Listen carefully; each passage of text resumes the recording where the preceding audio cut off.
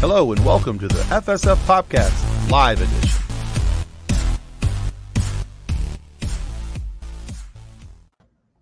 Well, hello there, kids and cadets. Welcome to the FSF PopCast Live Edition, the show that would like to remind you that we are living in the Soylent Green timeline.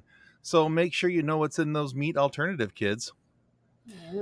You know, there is a company, they call themselves Soylent, and it's actually like a health drink. Drink.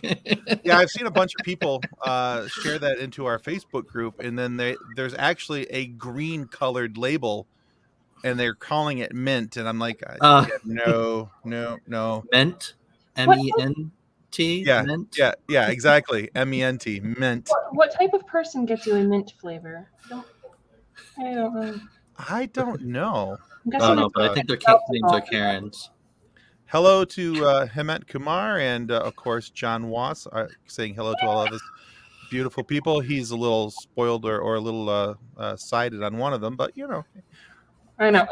He'll get to thinking that Kathleen and Nick are cute, too. So I was going to say, Tim, it's not fair that it's always you.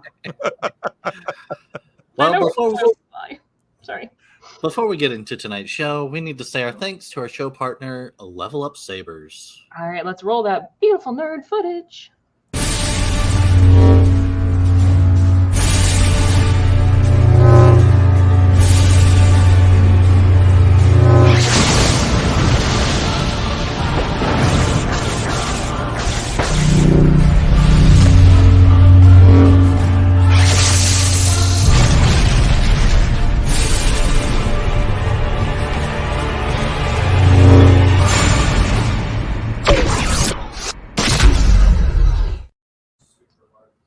Right, so as usual, those can be found in the comment section and the notes below. But while we are on the topic of Star Wars, I have to share these with you guys because I'm super excited.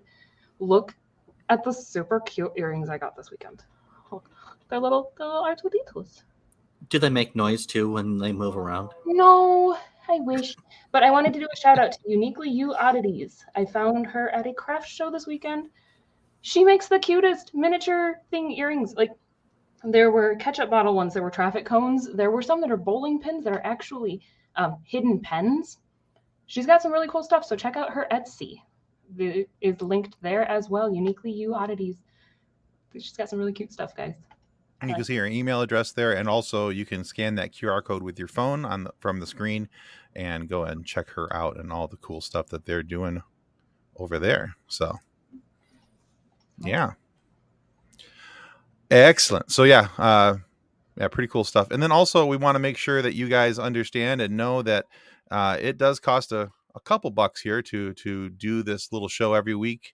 And if you are interested in helping us out cover those costs, then you are always able to help us by not only subscribing, that's a very important thing that you can do, but also by doing what the link says on the screen and buying us a coffee. That helps us to cover some of our costs, your donations, and cover our streaming costs, our hosting costs, and those other things so that we can continue to bring you cool guests each and every Monday night live here on our live show, our once a month RPG streaming game that we do on the second Monday of every month.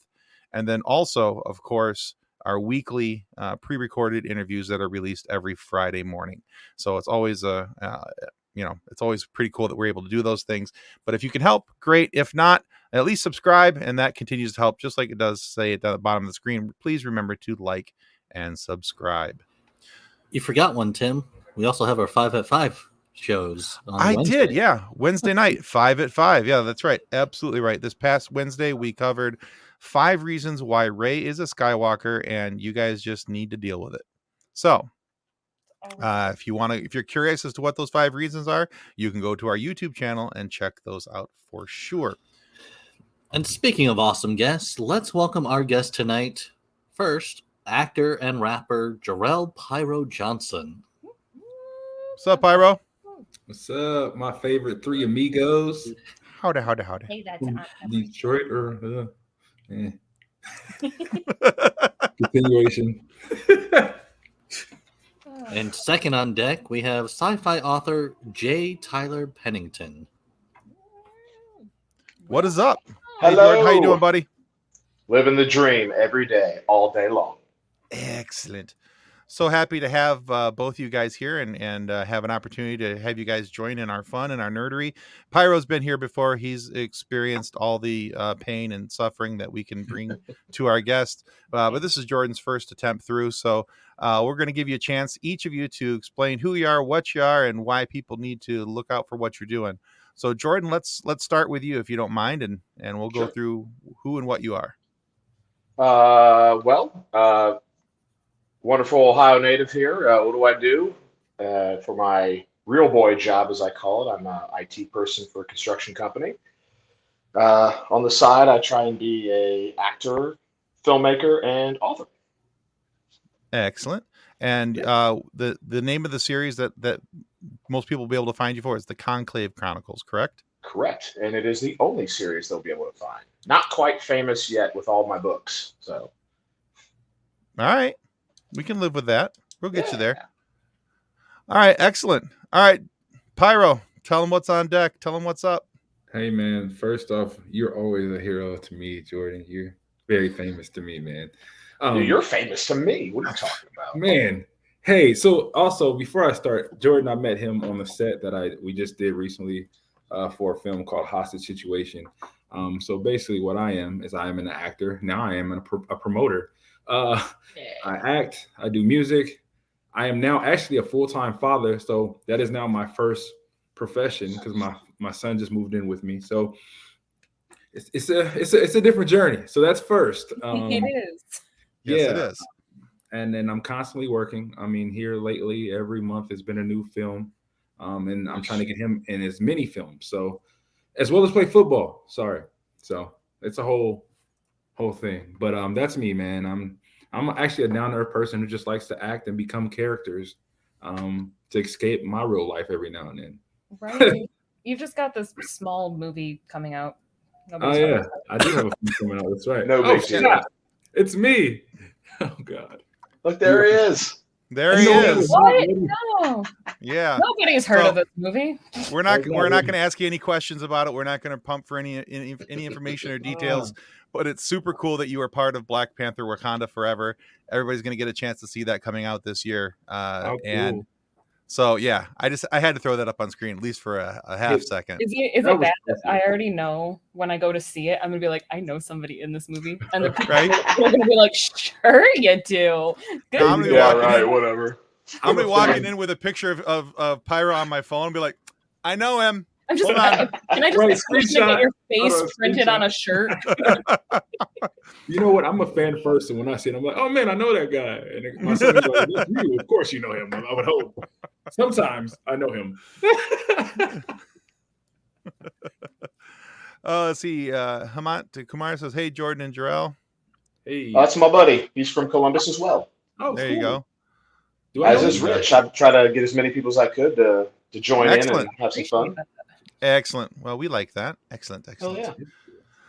All right. So, guys, our topic for tonight. Yeah. All right. So, we're the very first thing we're going to talk about is movies or music rather, that makes movie scenes better. Movies that are improved by the music, the soundtracks around them, and, all that kind of stuff. So, each of us were to bring a couple examples of what they thought were scenes that were made better by the music in them. And since this was Nick's idea, I'm going to let Nick go first.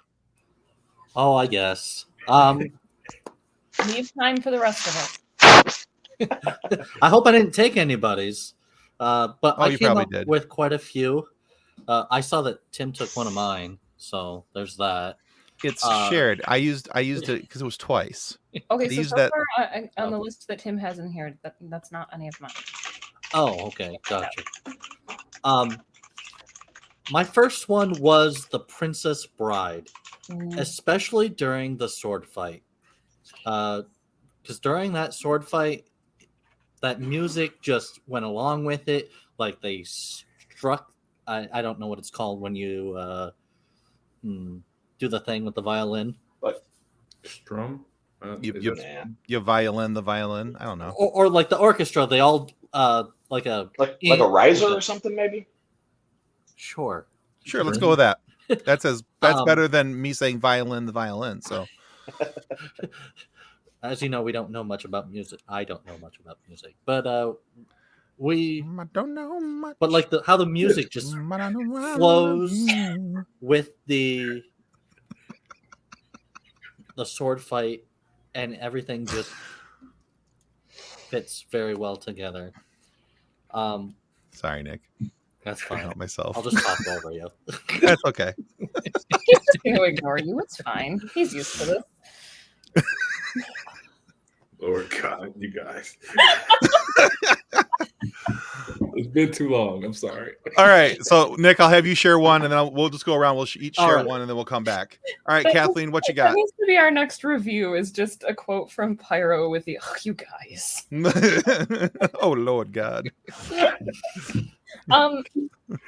actually, I think the one that I'm going to go with first, because I actually have notes on this one, is the opening scene of Guardians of the Galaxy 2. The opening fight scene with Baby Groot dancing. Oh, yeah.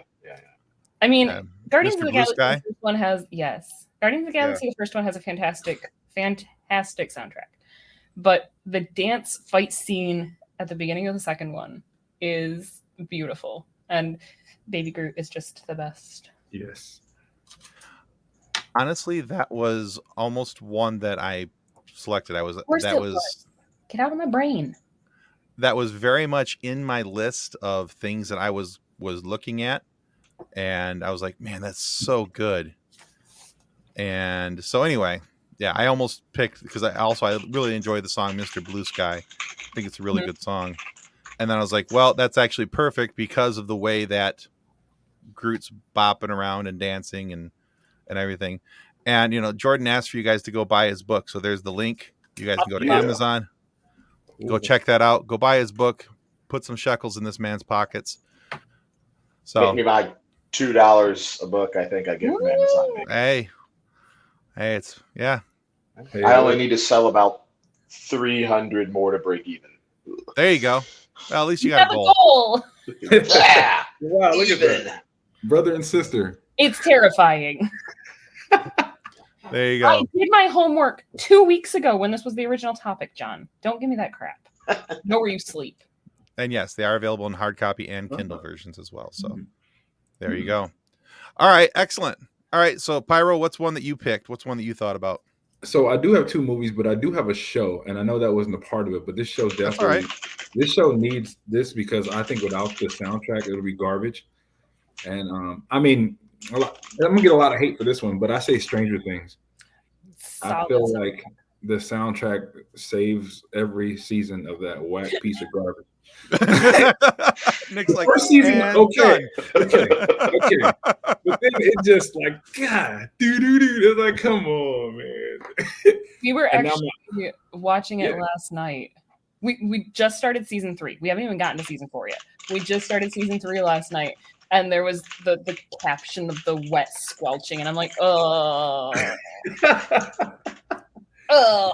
no. And I know that just gets worse. Right. I gotta say that season 4, episode 4, that was a very excellent spot. Is that Master of Puppets? Soundtrack? Yeah. No. Yes. No. Not in season 4, episode 4, but Master of Puppets was in there as well and was also amazing. But what other song from episode 4 were you looking at? Running Up That Hill by Kate Bush. Sorry, I didn't mean to take over from you, Jarrell. No, you're right. No, I'm totally with you. I agree. See, my only, having not seen season four, my only complaint about season 4 so far is the stupid Chrissy Wake Up thing in my FYP on TikTok, and I am so sick of hearing that darn song. Yes. Right? Because they've actually Kendall and I were talking about that. My daughter's name is Kendall, and Kendall and I were talking about that today, how that audio clip has been obliterated because they're distorting it and using it for so many different things, and shoving it into different songs and types. And although the throwing it into My Heart Will Go On from Titanic was way better than it should have been. Yeah. It's still horrendous. Somebody put it into the Star Wars theme today, and I about threw my phone. Oh, have you heard it in Duel of Fates too? Yeah, I was like, no. duel of fates. I'm like, no.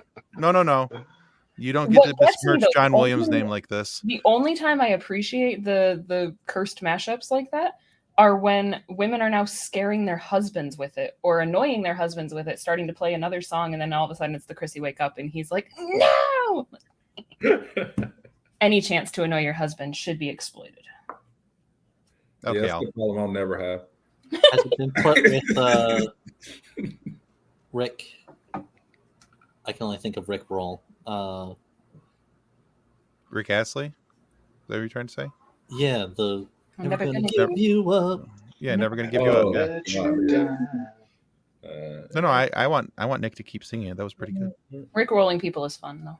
Oh yeah, absolutely. Okay, so yeah, Stranger Things, totally valid choice. Mhm. So I have no problem with that. We can go off the reservation a little bit with that one. That's good. That's All just right, you. all right, Jordan, what you got? What was your pick? So, have you ever seen Euro Trip? Yes. Yes. Scotty doesn't know.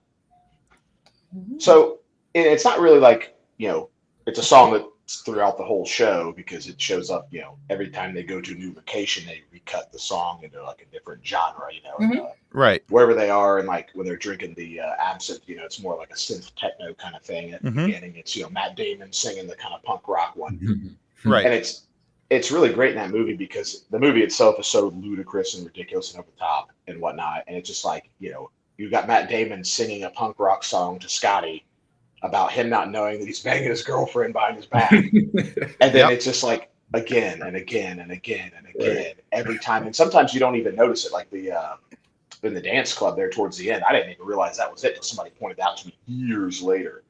I was like, holy shit, that's that song, Yeah, the techno remake of it. Yeah. Yeah. So it's kind of brings that movie up because it's one of those things where it's just as absurd as the movie itself is, and it just really lends to that, kind of additional absurdity. Yeah. All right. Let's see.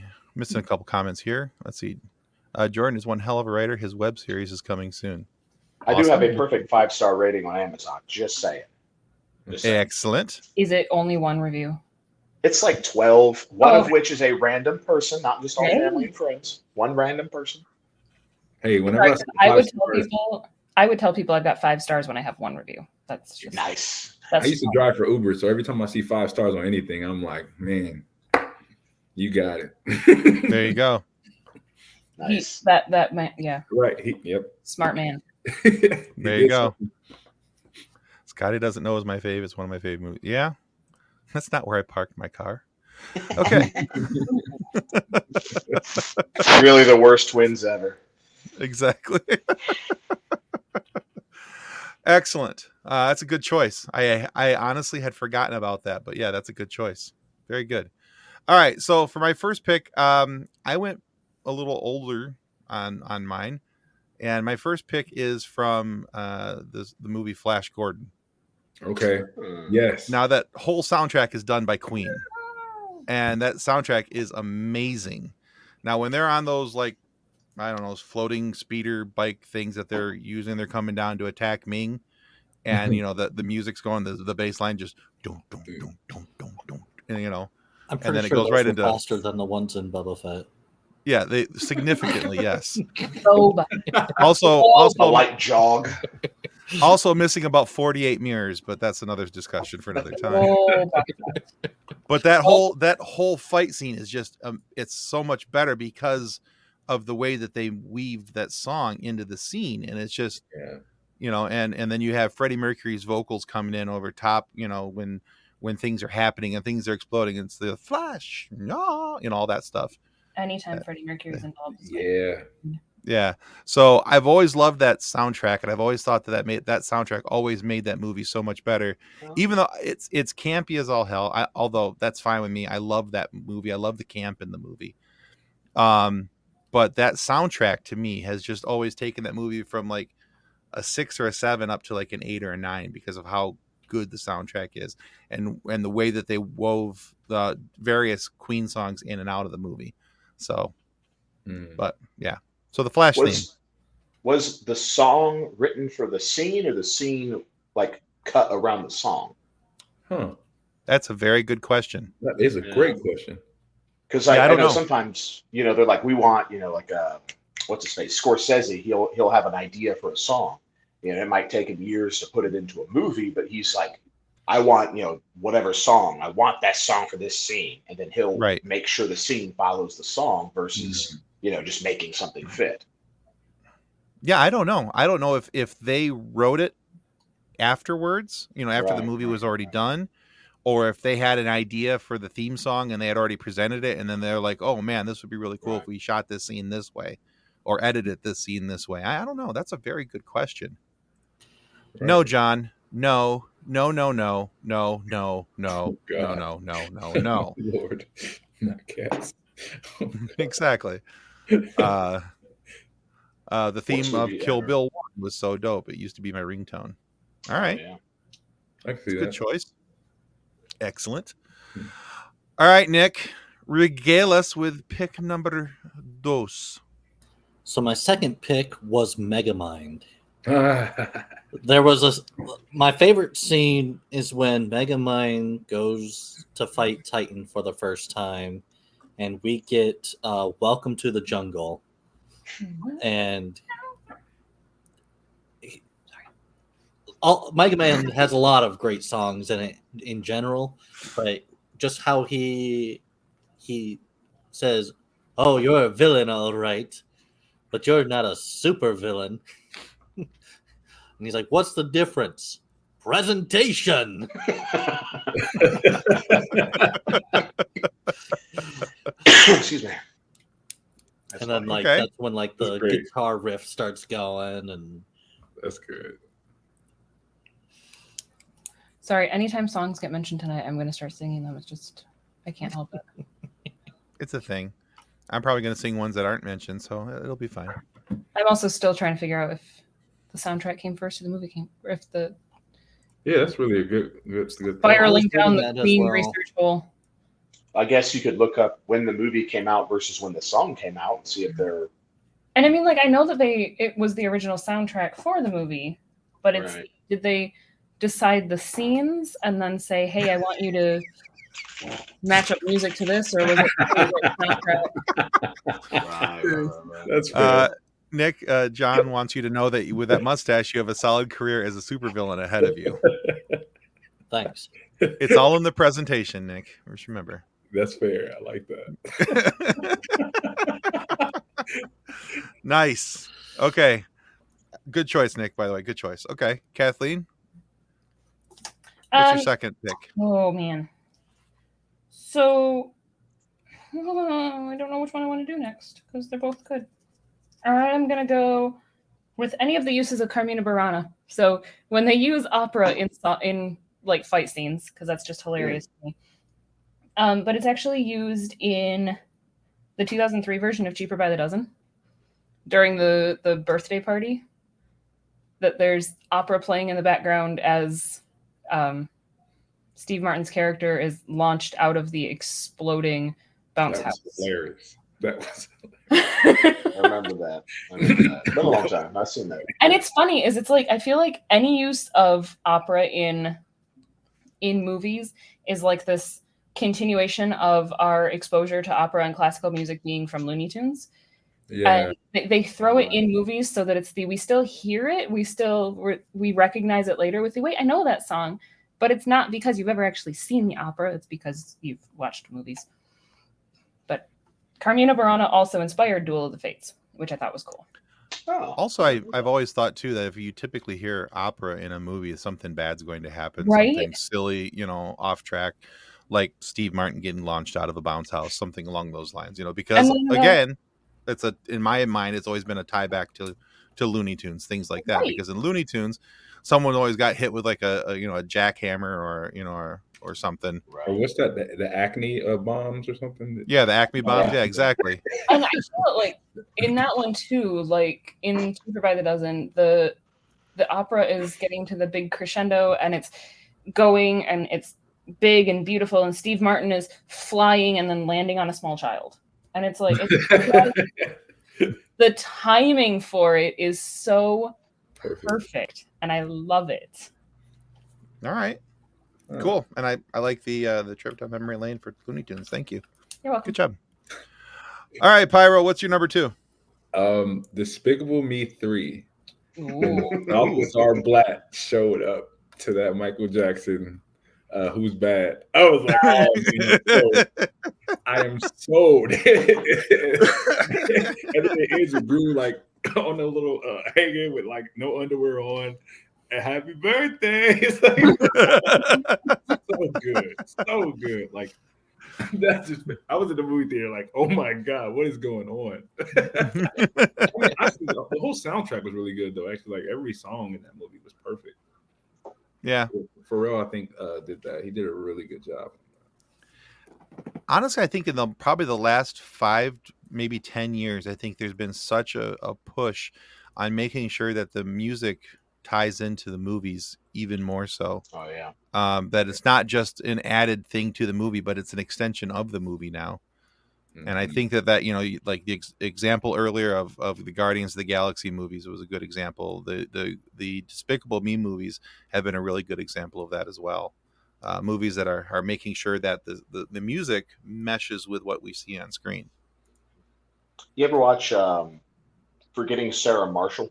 Yep. Mm-hmm. Yeah. Where I can't think of this character's name, but the main character guy, he plays the soundtrack music for whatever the cheap CSI ripoff, and he's super sad. It's stupid. It's like do do do do do to this super dramatic scene, and it's like it really shows in kind of a comical way how the soundtrack is very important to set the tone. Because you can have a very serious scene that is not as serious as it could be due to a poor choice of music. So right. It's kind of shows how very important music is to, like I said, set the tone, kind of get you into the mood and really sell what's happening. Like prepare you for what's going on. Right. Yeah, absolutely. Right. Yeah. Excellent. Okay. Was that your second pick, Jordan, or do you have a second pick? I got a second pick. Even better. All right. Oh yeah. Bonus pick. Freebie in there. Bonus pick would be Hip to Be Square by Huey Lewis and the News in American Psycho. Because the song's so peppy and fun, and you've got the guy's gonna get axe murdered. Yeah. Yeah, it's a nice juxtaposition. So exactly, yeah, because it's like he's sitting there like, hey, he giving his little like weirdo presentation about the song as the guy's sitting there in the newspaper square on the floor, and he's just putting on the raincoat, talking about it, and proceeds to murder him very violently while this fun, peppy song is just going crazy in the background. That fit very well with what's his name's character as well as the film itself. Yeah. It just it worked. Right. Like, I think it kind of set the precedent for things to come as well. Like his character is like incredibly fake because he's a psychopath. So, he doesn't have feelings. So he's just like, oh, I've got to like the music. And if I know a lot about it, that means other people will know that I'm a human being too. Right. And he can't help but continue the trend even when he's getting ready to kill this guy when he could have just took him out easy, quickly, whatever. All right. Yeah. Very good. All right. My second pick, again, going back to the classics. So Smokey and the Bandit. And so it wasn't until a couple years ago that I actually realized that there was 2 versions of this song.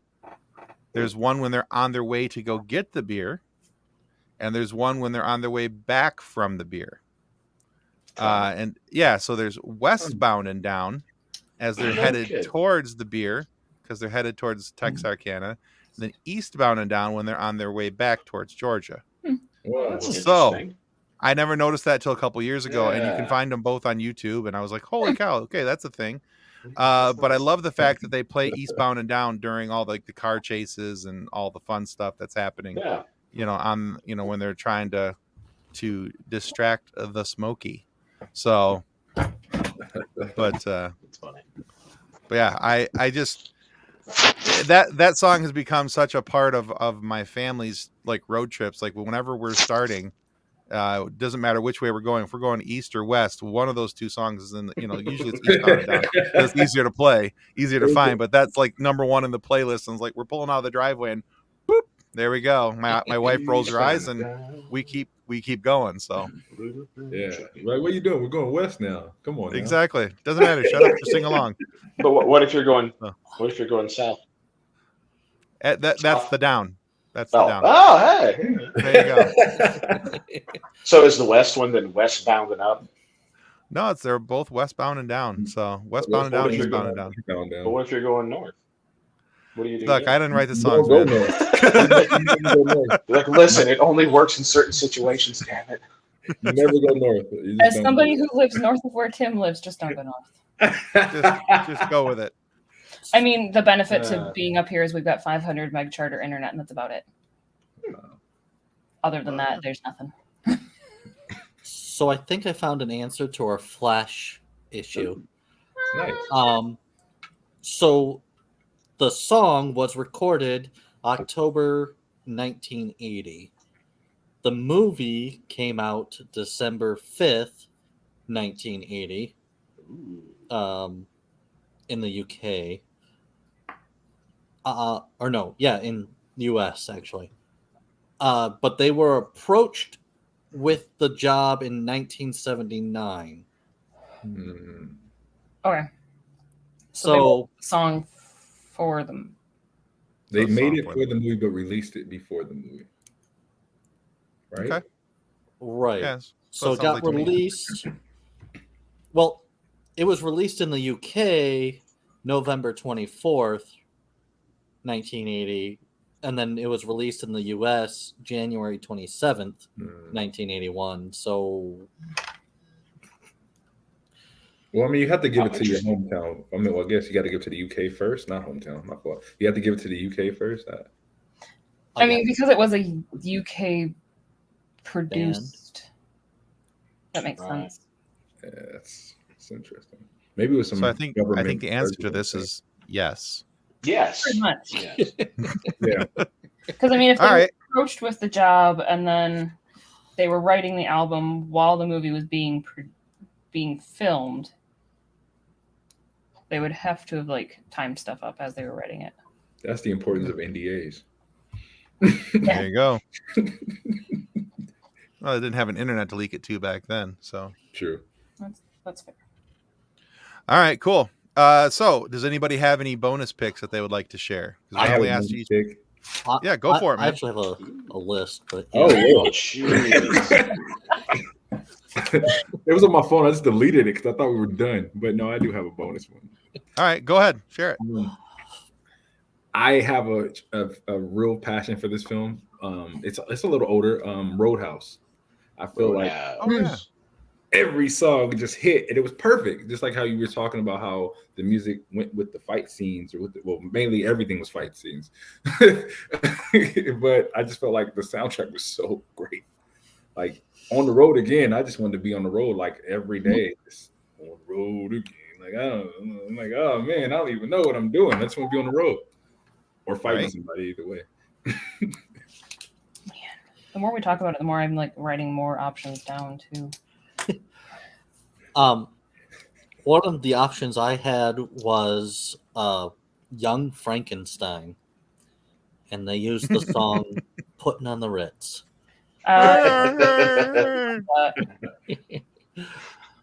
That scene was amazing. I'd like to say I can sing it better than that, but not really. But that's pretty accurate for the movie, so it's okay. Yeah. Any song in Rocky Horror Picture Show? Oh, yes. All of them. Yeah, Time Warp. Yeah. All of them. The one that I just actually had come into my head was Bad Reputation by Joan Jett in Shrek. Ooh, yeah. It's a good pick. Shrek has a lot of good ones, too. Shrek does have a lot of good ones, but I feel like that one in particular. I'm a Believer, so Monkeys would have been a good pick, too. I mean, I had two classic 80s movies, so I had Dirty Dancing and Breakfast Club with Time of My Life, and Don't Forget About Me. Because those are both solid. The one that I was also thinking of was Billie Eilish's Bad Guy.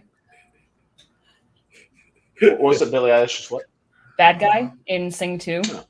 So nice to know, John. I loved the Sing 2 ending. Sing 2. Yes.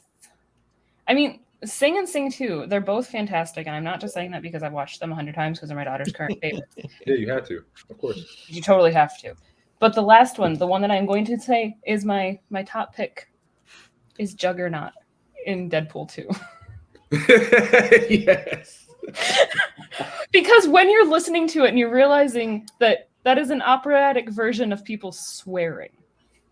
This is like, it's not until you look up the lyrics or if you have captions on that you're like, wait a minute. Is that really what yes, that is really what they're saying. Excellent. Hey, I have one last one. Yeah, go ahead. You had so many. Umbrella Academy, Major Tom, when that came on. Oh yeah. I was like, I'm sold. Like that was like it was that's great. Actually, you know what? Umbrella Academy, man, that whole soundtrack is just gorgeous. Like that's another show they're doing really good with soundtrack on. Right. Like Jesus. That's like they did that right. Yeah, absolutely. The Footloose scene was hilarious too. Yeah. So Nick and I shared one. So he had it for the original, and I had it for the third movie in the series, but the J.J. Abrams Star Trek trilogy. Twice, because J.J. Abrams is such a fan of the Beastie Boys, they used the song Sabotage. Yeah. Oh, yeah. So once when, it's supposed to be a young Jim Kirk driving his stepdaddy's Corvette. Well, in the first movie. Yeah. Yeah, in the first movie. And then in the third one, they're escaping from the enemy, and I can't remember her name, but the lady they met on the planet, the alien lady, who had been on the other starship, and she found an old like USB player and was playing out old school jams, and she's like, I like this one, it's loud. And then, like, yes, it is. So, but yeah, so Sabotage perfectly fit those scenes as well. So another fun one was Wayne's World, Bohemian Rhapsody. Yes. Oh yeah, just a bunch of guys. Right, and then the tie-in when they did the Bohemian Rhapsody movie, having Mike Myers come in as a cameo role, right, to say that this is not a song that anybody's going to headbang to, and it's like, yes, that was great. That was perfect. I love it when they metagame my movies. Yeah. All right, cool. Well, those are all good picks, and so if you guys think about it, you can always. We don't mention the third one. I think he's referring to the JJ tracks. Mm-hmm. Yeah.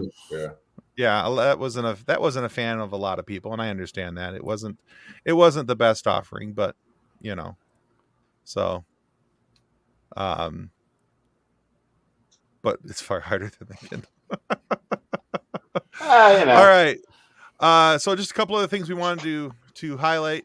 So we mentioned this in our last live, but if you guys haven't noticed it already, our show is now available every Saturday morning on realwiseradio.com. You'll be able to hear it there. If you have an iOS phone, you guys can download the app and you guys can check it out there. But and then the other thing is there's a show out that just came out, and it's on the Disney Channel. I'm hoping that it's going to come to Disney Plus soon, but it's the work of 3 former guests that we've had on the show. And I can't believe I didn't actually put this in the slideshow for tonight. I just realized that I didn't. So, but this is the show. It's called Hamster and Gretel. It's the production of Dan Povenmire, assisted by Joshua Pruitt as a writer, and Amber Tornquist Hollinger as a director. Cool. And nice. I think Swampy did some voices too, right? No, I don't believe he has anything to do with this production. I could be wrong, heard though. His voice in the episode. I'll have to double check it, but I don't believe he does. One of the other things I find very cool about that is that Dan Povenmire's daughter is the main character voice, the girl. So, but yeah, so here's just some screenshots of their work. just acknowledging the work that they've done on those shows. I watched the first episode. It is funny. I really do enjoy the fact that this little girl, once she gets her superpowers, every time she goes to punch something, no matter what it is, robot punch, wall punch. It's very much Dan Povenmire's sense of humor. It's very enjoyable, a lot of fun, and you don't have, like most of his stuff, like Phineas and Ferb or Milo Murphy's Law, you don't have to be a little kid to enjoy it and get the humor out of it.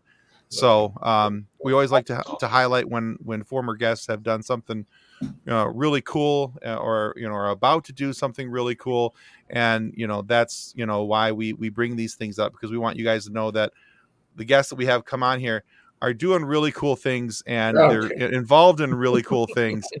And so hey, Tim, remember last time I was on here, I wasn't allowed to say that I was a part of anything. You weren't even allowed to say that you were. Yeah. It's all on Google, and exactly. Yeah, I think the last time you were here, I brought it up on IMDb, and I'm like, you don't have to say anything. It's out on the internet. You're not saying it. I'm saying it. Yeah, it's crazy. Yeah. I'm contractually obligated to not say anything, but there's an IMDb page that has stuff that I'm doing. Right. It has something in there. Yeah. Exactly. Hey, you might see some set photos now. I don't know. I didn't say that. You didn't hear me. I said you Hold didn't on. hear from me. I'll be back. Also, back on the hamster and Gretel thing, according to a very quick Google search, Disney has said that it is coming to Disney Plus this Wednesday. Oh, Nice. beautiful. The first Perfect. 3 episodes will be up this Wednesday on Disney I'll Plus. check it out. Excellent. Yeah, that's a good show. I really enjoyed the first one. Got several chuckles, especially the brother Kevin. He amused me. So Yeah, I can't wait to watch it, and I'm also a little bit scared to watch it. Yeah, it's good times. I don't need All right. thinking that her hamster needs a cape. Hey, I've been watching a lot of Baby Groot, so now that Mhm. I need a new Groot show. Yeah, we watched my daughter and I watched all the shorts on Disney Plus today. It was good. It was great. Nice. Hey, Yeah, look at those are that! fun. I just did something cool, Tim. Did you realize what I just did? And I didn't realize I did it. No, what's that? This show should just be called Disney Plus. Or Disney at that. There you go. Well, everything we're talking about for the rest of the show is all Disney related. So That's what I just did. I don't even know if I did it. It's magic. Yeah. So Wednesday on Disney Plus will be the release of Hamster and Gretel. Thursday comes She-Hulk.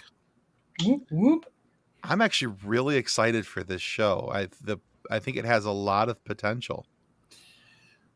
They totally gave me some hope because Miss Marvel was written really well, and I'm hoping that they're upping their writing game. I hope so too. God, I hope so too. Because as much as I love Star Wars, the writing game was like, I guess. Yeah. So I'm just hoping that Hold on, they I'm looking for continue with their kick writing button. game. Yeah. I wasn't excited for it at first, but I definitely am now. Yeah. Since they fixed all the little graphic errors and stuff, it looks really good. Yeah. It should be. I mean, I- Ugly I- Sonic existed, so Yeah, I think we're gonna, it sounds like we're gonna see a fair amount of Abomination. We're gonna see possibly some Daredevil, Matt Murdock throughout the course of the series. He's I'm really out. sad though because since Iron Man, has passed in our MCU, it's kind of hard to see that relationship because the She-Hulk and Tony relationship was really cool. Yeah. That would have been nice. So I don't know if they're trying to do with Tom Cruise, the whole alternate universe. God, I hope not. Iron Man thing or something, but I would hate to have to boycott the MCU. I really would. Look, Right. I know that Tom Cruise will never be on our show, mainly because I won't invite him. But If he asked, you'd say no. I would, honestly, I would say no. say yes, and I'll just make all the plans for it. It'll just be a Nick interview. I've just never been a fan of his, for whatever reason. But yeah, Why? Because he seems just invincible, like on everything. He Super never well- face. there is definitely that for sure. But yeah, I don't know. Just never been a big fan of his, and I don't know. But I'm hoping that this show because of the contractual issues with the Hulk and the rights to the Hulk and everything. Right. We can't get a standalone movie of him for some time, or maybe ever. We don't know yet, but I'm hoping that we're able to, because of the way that they have the loan worked out with Universal, that somehow we're able to get him into more things like this, where we're able to see more of the Hulk and have him be a pretty predominant character in something where, because looks like the last decent movie of him was the one with Ed Norton, and that was meh at best. A while ago. Yeah. Yeah. So, while but the Eric Bana movie wasn't the best, I really liked the comic book kind of vibe it had going on with the multiple panels and the different takes. Yeah. Man, that was really cool. Yeah, the story was weak, but the way that they cut it, the way that Ang Lee directed it was actually really very cool, ahead of its time, really. I think for what he was trying to accomplish. It was literally a comic book movie, you know what I mean? Yeah, absolutely. So I'm sorry, go ahead. Very kick-ass. Oh, yeah. Absolutely. Yeah. So I'm very excited for this because I'm excited to have another comic book thing for me to nerd out and watch. I'm excited to see what they do with Jennifer Walters' character, how they proceed and how they develop her, because I think that she's something that's expandable for coming out in the future for other shows and other things, where she could not only be possibly part of other things, but where I think a character like hers, if they write her right and they build her character properly, she could spearhead some other projects, I think, coming up in the future. Sure. Because the She-Hulk character is strong enough, pun intended, to carry something moving forward. So I hope they, since it's like a law thing, I don't know if they'll probably do it the first season, but I would like to see it where they have different heroes come on and have to be defended by her. So you get a guest appearance from a different hero here and there. I think that'll be really cool, and it'll be different too for the MCU. And they don't have to be there the whole. It could just, like a little, kind of like a Law and Order, but with superheroes. I think that'd be pretty sick. A little quick cameo, yeah, that would be cool. What was the damn Agents of S.H.I.E.L.D., where they would have random MCU characters show up and kind of tie in? Well, till they didn't anymore, tie into the movies. Yeah, the Ghost Rider was perfect. Yeah. So that would be great. When Ghost Rider came on Agents of S.H.I.E.L.D., I was like, oh man. Oh yeah. So. And they had Lady Sif, wasn't it, in one of the episodes? Mm-hmm. Yeah. So whatever they can do to tie it in and make it more of a cemented part of the MCU, I think is a really good idea moving forward, because especially the things that have been part of this Phase 4 have been kind of, they're trying to relay a foundation after, they shot their shot with Endgame, Oh yeah. And with the passing of the torch of different characters like Captain America going away and Iron Man going away. And I'm excited to see what they do with Sam. But I also need to see more of Sam. I want them to bring him and push him harder than what they're doing right now. And, there's a whole variety of reasons why people think that that's not happening, but we'll get into that later. But I think that there definitely needs to be a bigger push on Sam and have him more in the forefront for, hopefully, as things move forward, that we see more of him as Captain. And you always see articles, they're like, by this quote in this episode of the TV show, the MCU has ruined everything. It's like they had Phase 3 planned out roughly for years. You know what I mean? It wasn't like they just were writing a movie. Okay, what should we do next? They had the best people coming up with the storyline. So, we don't get to know what the plot is for the next 10 years because they're already laying the foundation for that. So, and I agree where it's like, what are they going to do with it? They need to do more, but, maybe they're going to set it up in a weird way we're not going to expect because, they don't want to just rehash the first 3, whatever. I'm hoping that Phase 5 is going to be fire because it looks like it could be. Oh, yeah. Phase 5 going into Phase 6. It looks like it could be absolute fire. Yeah, we got mutants now. It's going to be that's amazing. Wolverine, Fantastic Four, the mutants. Yeah. So, there's a lot of things that could possibly make the end of Phase 4 into 5 and then the transition into 6 just be absolutely just nuts. So Bonkers. Lots of fun. Yeah, absolutely. So talking more things Disney, because we've only got about 10 minutes left of our episode here tonight. So I thought this was coming up in the next couple of weeks. It's not until end of September, but Andor comes out in about a month here. And now Rogue One is one of my favorite Star Wars movies. I think that movie was just so masterfully done and just written really well. And even though, it was one of those things where you kind of got the sense early that none of these people were going to survive, it was still very cool. Oh yeah. Everybody dies except for the dude with the red lightsaber who finally gets to go off in a movie scene.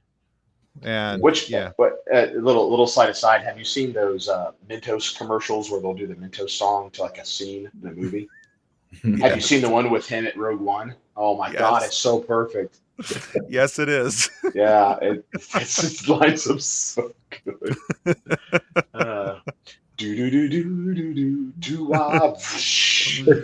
Holy shit! Exactly. Yeah, it's good times, man.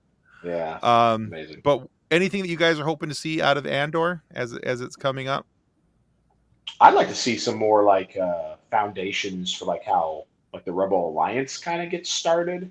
But I know that they kind of like dance around it, but it'd be cool to see like, oh, these are like the 3 or 4 key events that happened that like really bring the main characters all together in one big, team, and not just, hey, we're a team already. You want to join us, random person who needs to drive the plot, Right.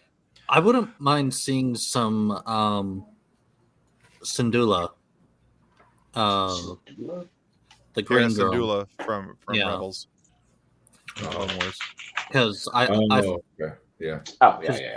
I know The they pilot of kind of Ghost. like started Rebels in a way, and then I think I kind of hope we get to see a little. Yeah, bit, at least. I agree. We're definitely going to see her in Ahsoka. And if you haven't caught on by now, Ahsoka's a little ways out yet, but if you haven't caught on by now, they're definitely going for Ezra. There's no doubt in my mind. I just finished watching Rebels again the other day, and the very last scene of the very last episode, Sabine looks at Hera and says, "Okay, it's time to go find Ezra." So I'm very excited for what that will bring and what that means. But I would like to agree. I do want to see them build the Rebel Alliance somehow. And honestly, for me, if I could, it's actually done really well in I don't know if you guys ever played the game, but Star Wars Force Unleashed. Yes. Oh yeah. How the Rebel Alliance is built in that game with the secret meetings and all the different things, and these different Bail Organa and Mon Mothma and a few other key characters helping build that backbone to the Alliance. Yeah, that's really cool. I would love to see something like that brought into something on screen. What was that other one they did with he's like a lowly one and he runs into Darth Vader at the end of the game. I can't think of it. They're coming out with a part 2 of it. You're talking about Fallen Order. Yep. Yeah, Fallen Order. That's pretty fun. I like that. So like if they can like incorporate some of that in there too, that would be pretty sick. Yeah. And I'd like to see like more like Darth Vader whooping ass, right? Because like I said, the first time you get to really see him go ham on somebody or people was at the end of Rogue One. I'm down. Yeah, and they have to see him like active because he hunted people. He was like the hound dog of the Emperor, and see, okay, go get him, boy. And he just goes out there and I'm a killing machine, literally. Yeah. See, that's what I was saying as soon as they announced Obi-Wan was that I wanted to see Vader. Right. Yeah. As much as I was excited to see Ewan McGregor come back as Obi-Wan, I wanted Vader. I wanted to see the reason that Vader was so feared in the galaxy. Oh yeah. Because we get all the hype in the original trilogy, but he's an old dying man. Like I want Vader. I think they do a really good job of it though in Obi-Wan. I think so too. Absolutely. He snatches the plane out of the sky. And everybody else who's ever done that, it's like, oh, this is so difficult. And he's like, nah, it's mine. Yeah, I'm hoping that there's a little bit of that in Andor where there's people trying to run and evade from Darth Vader, because I don't think that they're done with Hayden Christensen at all. No, absolutely not. And I hope that they're not, because I think he did so well at portraying, because when in episode 3, when he puts on the suit and basically just screams no and then gets to stand next to the Emperor, he really didn't get to be Darth Vader other than just to put on the suit. But in Obi-Wan, he got to be Vader. Right. Yeah. And John, I was gonna say it, but yeah, I feel you, man.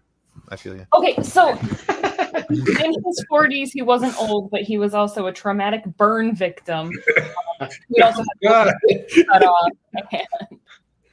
He was basically walking around in an iron lung. Yeah, I get it. Yeah.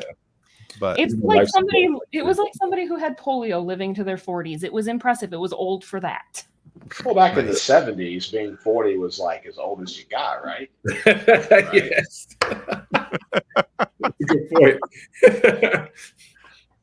And I mean, as much as I want more Vader, I kind of hope they go away from the Skywalker saga a little bit too. Like, right. Yeah, there is so much more.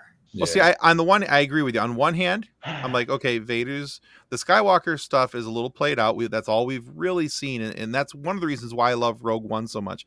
Even though there's a little bit of Vader in the movie, and the one scene that we do get is just chef's kiss. Beautiful. Right. But it's so good because it's a very well-rounded, well-told story away from the Skywalker bloodline and name and all that stuff. And they're not making somebody who doesn't need to be a Skywalker. Right. And however, past that, if you want to give me a series of Vader being the hunter, going around kicking butt, whooping names and all those other things that I probably just screwed up there. Anyway, kicking butt and taking names. That's what I was trying to. Yeah, whooping names. There we go. That works well. Whooping names. I'm whooping names over here. I just want to know how he takes butts. Oh, there's ways. You can name butts, I'm sure. Just imagining, like, now it's become the Lego Star Wars, but like with potato heads. Exactly. Episode 10. I'm sure Donald Trump knows how to take a lot of butts. There you go. At least barbecued ones. All about barbecued butts. So, all right. But yeah, so there's a lot of cool stuff coming out on Disney, since we've pretty much talked mostly Disney for the last half hour or so. But one thing I really liked, again, last thing for my comment about please. One is, so you have Vader show up at the end, right? He massacres his way through all the rebel people. Then he watches the rebel, frigate, the diplomatic frigate, take off. And then now that makes sense, because like literally 3 days later, he catches it and he snatches that dude up. He's like, "Where is it?" He's like, "We're a diplomatic frigate." And he's so angry, and you're like, "But why is he so angry?" It kind of seems out of place. Now you know why. He's like, "Bro, I just literally watched you leave." Like, right. Like really, guy? Like, you're Don't just lying to me. Yeah. I went home after watching that movie in the theater and had to walk in my door and start episode 4 so that I could watch the conclusion of Rogue One with the beginning of, and it's so perfect. And I love that that's one of the things that you can do with sci-fi is that you can rewrite timelines like that and make them still make sense. Absolutely. All right, so we've got to let's start wrapping things up here. But real quick, Jordan, remind everybody where they can find out about you and your stuff, please. You can find my book series, The Conclave Chronicles, which there are 2 books right now. The third one is coming out in the next month or 2. You can find it on Amazon in softback and also in Kindle. And then shortly, I will be doing the audiobooks, and you can find it on Audible. Woo! Woo! All right, Pyro, give them the what's up. You can just Google me, I guess, clearly. You can. It works. I know. Works for us, yeah. But Pyro Too Sick on everything: Instagram, Facebook, Spotify, YouTube, Audible, anything you could think of. Because of Tim, I'm on Audible, so you could find me on that. And that's me. There you go. Awesome. So last Friday, our guest was Emily Swallow. You may know her best as the armorer from Star Wars shows like The Mandalorian and The Book of Boba Fett.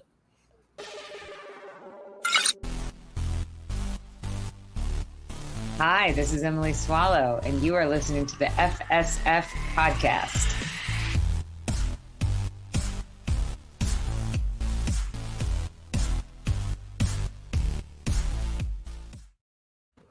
And just real quick, I have to say this.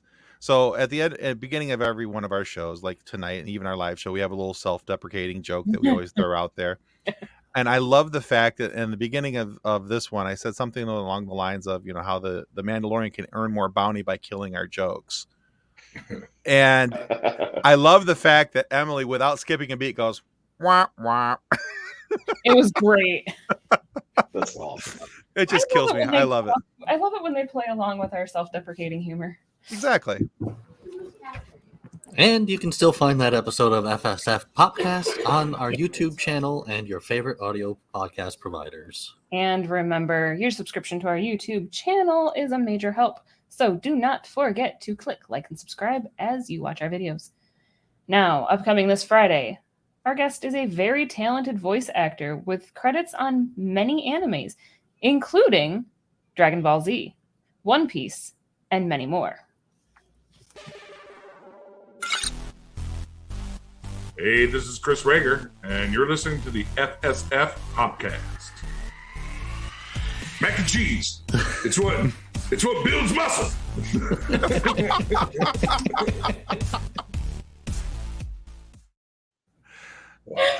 I had to include that because if you're familiar with Dragon Ball and his character, who's Mr. Satan, it's basically, and he talks about how he came up with the character's voice and all that stuff, and he saw him as basically like a version of Hulk Hogan and brother, and you're gonna do this anyway, and then and so there's a whole bit about mac and cheese, and he was killing me with that, but so the mac and cheese bit. But we are very excited to welcome Chris Rager of Dragon Ball One Piece. He's also in the game series Borderlands and a whole bunch of other stuff to the FSF PopCast this upcoming Friday.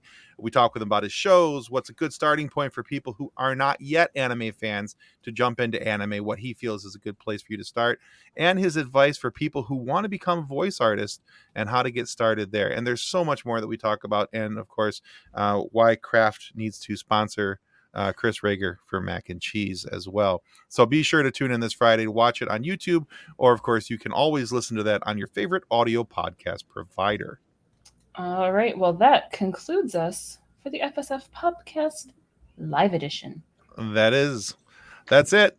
All right, guys, make sure you guys go check out Jordan's books, the Conclave Chronicles. Check out Pyro at Pyro2Sick everywhere.